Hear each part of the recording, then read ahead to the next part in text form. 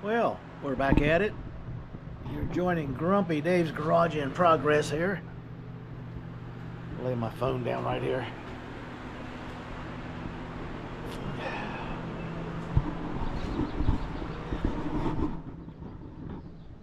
It's in. It's down. It's back. It's behind the rack and pinion. You'll get the front cover, it comes out. Then right here, got the front pulley. Couldn't ask for any tighter. And the adjustment. See if I can do it on this side. The header's down center right about here. So we're taking a pair of huggers, cutting the flanges off, mounting them on here, and then we're going to put tube extensions on it to bring it right over here to where it needs to drop down in. Now, David's got to watch out them. I got to get these sharp edges with the flap attack before I end up wearing some more band-aids.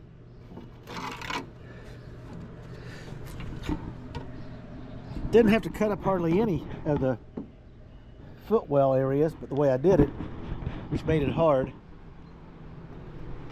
But I deserved. It's been 30 days since we started wrestling with this. So I finally just told Jimmy we had to stop the weld. I had to get stuff cut back out. Nothing was lining up. And now it's all going together.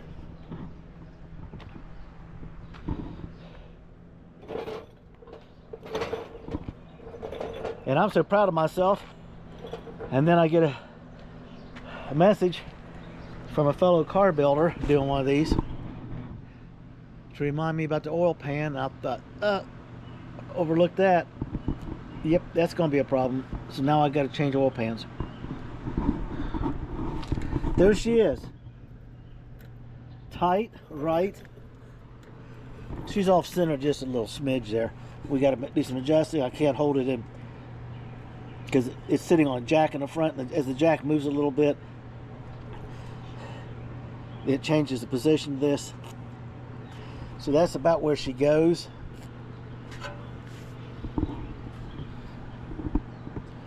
You can't beat that with a stick. I like this right here. The front cover comes, the oil pan will come down and go that way, and the front cover comes over this way and goes up, and the pulley sits right behind the sway bar in the front. Sorry, the camera's jerking. I'm getting muscle cramps in my shoulder. I overdid it today.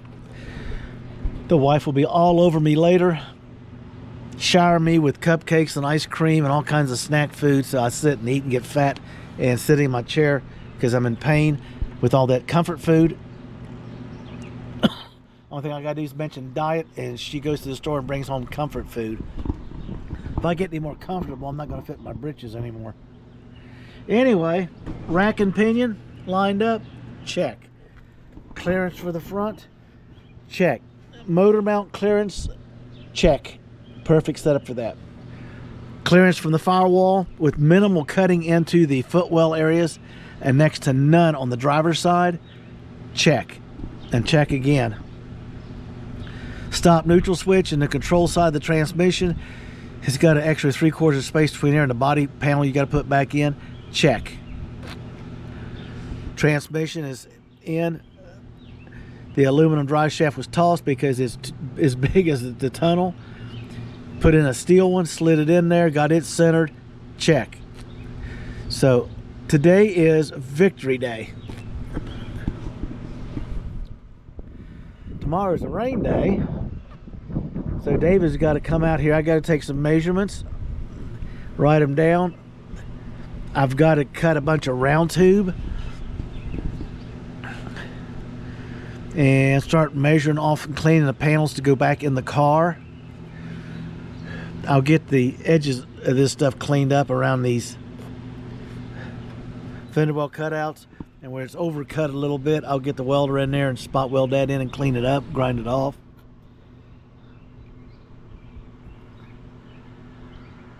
The motor mounts come in, bada bing, okay? And when their brackets are welded in, and we can pull the center bolts, we can pull the mounts out, pull the mock-up out, the transmission comes out, and I can start cleaning, fabricating, welding, seam sealing, painting, welding some more stuff in. We'll be ready to put in the heater box with the control cable pre-wired in. The brake pedal box is still in the trunk. We don't need it yet. I want to get the engine compartment up and done. I'm moving directly into the compartment of the driver's area.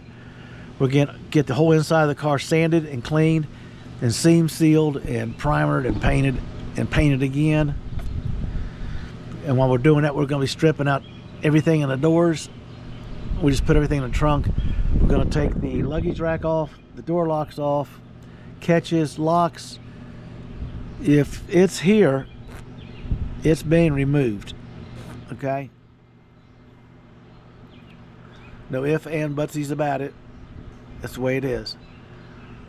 And then when I get around the back, it's tail lights, marker lights, backup lights, license plate panel and lights, trunk lock, luggage rack.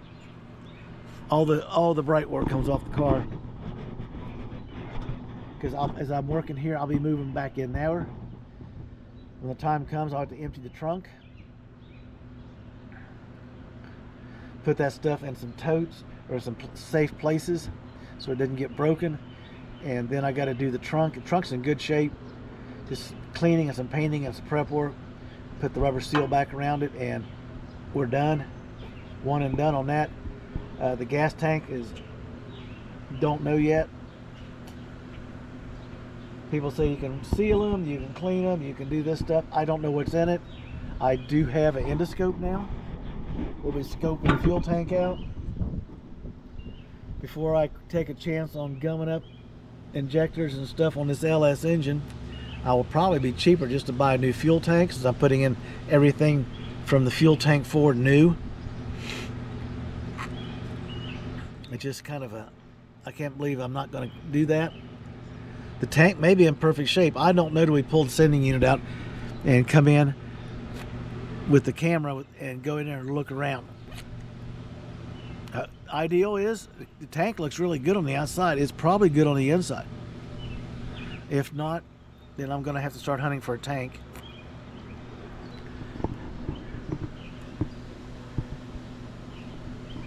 So you can see everything lined up.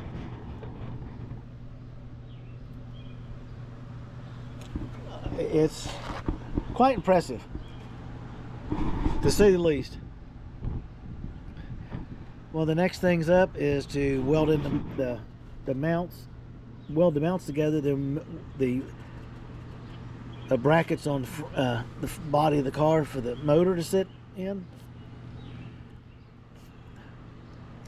And then while I'm dealing with transmission and engine rebuilding and prep issues on rainy days, I can have something to do.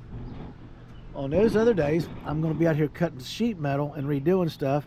I got some extensive work I uncovered over here, which means, you guessed it, all the undercoating has to come off, new metal has to go in. I may tack weld it, or I may just clamp it or shoot it in with sheet metal screws and let Jimmy come in with his MIG welder and do what he does best.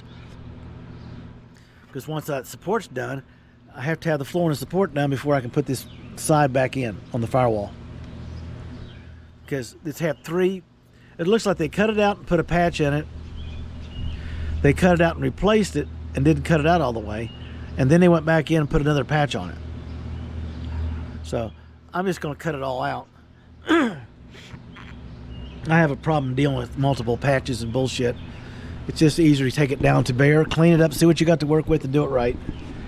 So in 30 days, this should be done and painted, ready for the engine. The inside of the car should be painted and done. And we should be moving on to the underneath of the car. I got to go look for a rear end. I found another one that might fit better than the Maverick, because this one, I think I don't have to cut it.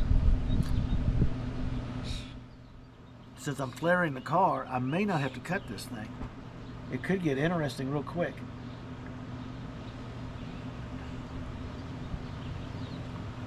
So if I do that, I can put adapters in the front and then run the same wheel all the way around, just narrower in the front, wider in the back. Be interesting. Now everything's been cut out because people have been concerned about the strength of the car. It all has to be welded back in. Some of it will be welded back in, some of it will be cleaned up and modified and be welded back in, and some of it will be thrown in a scrap bucket because I don't like it, and it'll be completely redone. The metal we're using is thicker than what came on the car. We're using the same thicknesses up in these panels for the stuff that's inside on the floor and stuff, just because I can and I can get it cheap enough.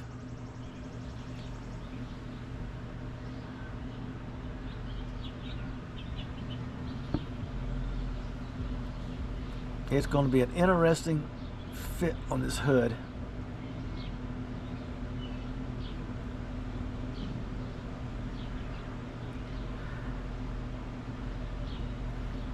We went with the, I did tell you we went with the steel drive shaft because it was 1/3 the size of the aluminum, so it'll actually fit. I got the space in on the center for the shifter. That, don't know what we're doing there yet.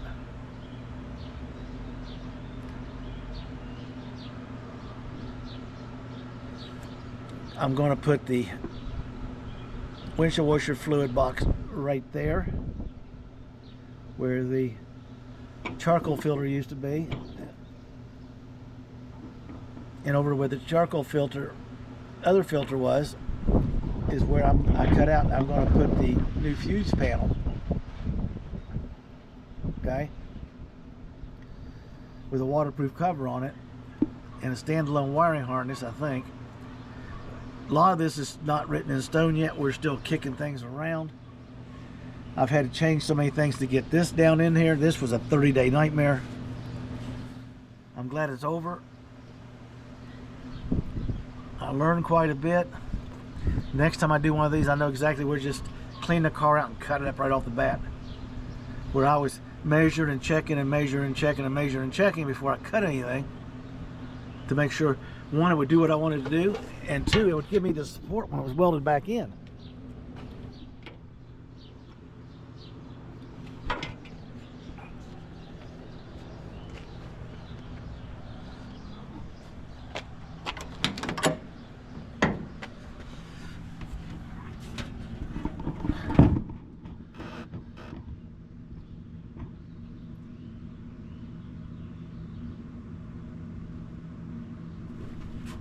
See, right down through here, there's going to be a piece of round tube, okay?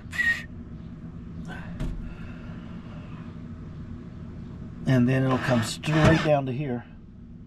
It'll give me all the shifter room I need, because here's the stop, neutral, broken switch. I got the room for the transmission to work right here, which is good for me. The one on the other side, I got a lot more to put back in. And I'm starting from the support up. You'll get to see all that as it goes.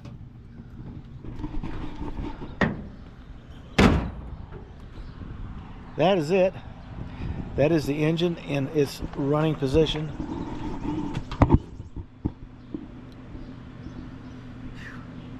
That was a wrestle. So I'll forget the extra. We're going to move forward, people. Like, subscribe. If you got a comment, don't be afraid to put it out there. Like a buddy of mine just sent me one out of Texas. His comment hit me right in the groin that the oil pan will not fit. It'll drag. I did the measurement. Yeah, it's a belly dragger.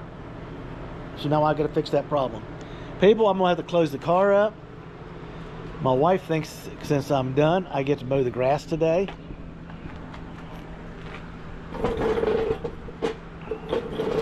But I think I'm going to go inside and see. air conditioning and have a cold adult icy beverage before I come out and jump on the mowing job. So, like, subscribe, leave a comment. For those who put comments in, I haven't gotten back to you. I will. Something is wrong in my setup. I've said this before, I'll say it again. I get 8 comments. I can only open 2 of them. I've done everything. I've set up to 3 or 4 o'clock in the morning trying to get into them.